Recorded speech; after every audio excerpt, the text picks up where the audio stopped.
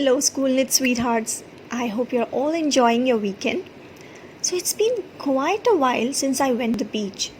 Everything about beaches is special, isn't it? And when it comes to Marina Beach, it's everyone's favorite Sundal. I was reminiscing over those beautiful beach memories when my dad used to feed me Sundal from his plate. So, I thought, why not try it at home? Let's get into the recipe. I took 500 grams of dried peas.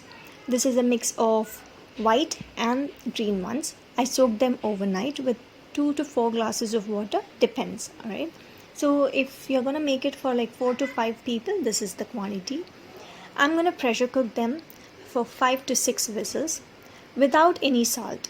So you just have to add water so that the peas get fully soaked or covered with water, and then pressure cook them for 5 to 6 whistles, rather till they get soft and mushy.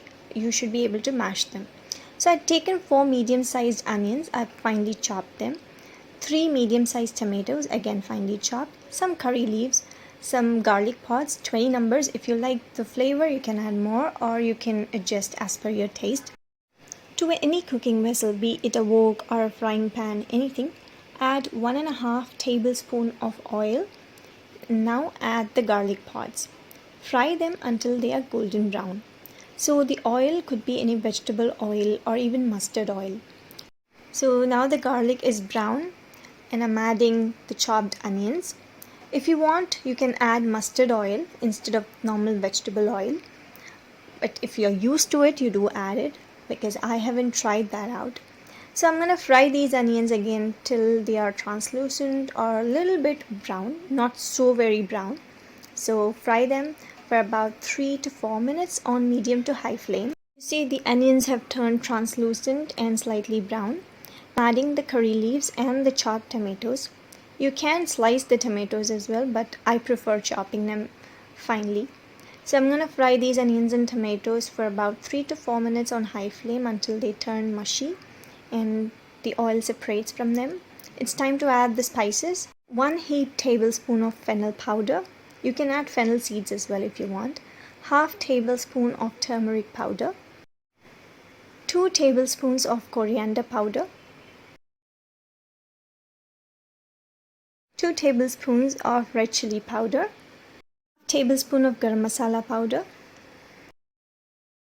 3/4 tablespoon of cumin powder. 3/4 tablespoon of pepper powder or crushed pepper, whichever you prefer.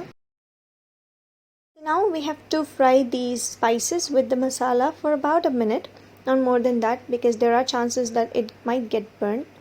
So now we have to quickly add 2 glasses of water. Stir in between and boil this gravy for about 5 to 7 minutes. The oil should separate from the entire masala, so let the gravy boil well.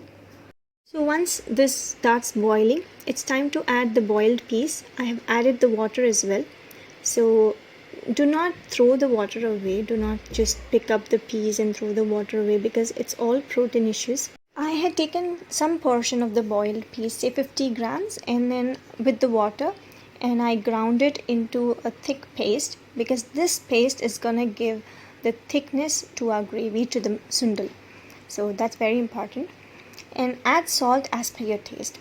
You can skip the ground paste, but it will give a nice flavor and consistency to the sundal. So let it boil well. Now it's time to add some coriander, chopped coriander of course, and guess what's coming up next? A handful of grated raw mango. This is going to give the tangy flavor to the sundal. So add these 2 things and just leave the sundal closed for about 10 minutes. After 10 to 15 minutes of resting time, the coriander and the mango would have released its flavors. Just give it a nice mix and your sundal is ready to serve. Here we go. Look at the consistency. There is thickness because we added the peas paste. Some of the peas are completely mashed, some of them are whole, just the way the sundal has to be. So serve it hot on a plate. It's one of the healthiest snacks you would give your children and your family, of course. So top it up with onions, coriander, mint chutney, raw mango, grated raw mango, masala vade if you have, or the pani puris if you have, just the puris alone, not the pani puri, but just add them and serve them hot. If you look at it, it's completely healthy. We just added 1 tablespoon, 1.5 tablespoon of oil, and there's nothing unhealthy about it.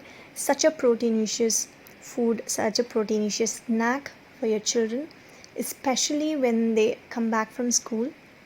So yeah, I hope you guys enjoyed the video. If yes, click on the like button and share your comments. And if you have not subscribed to SchoolNet already, please do it and share the videos with your friends. Take care. I'll see you in the next video. Bye bye.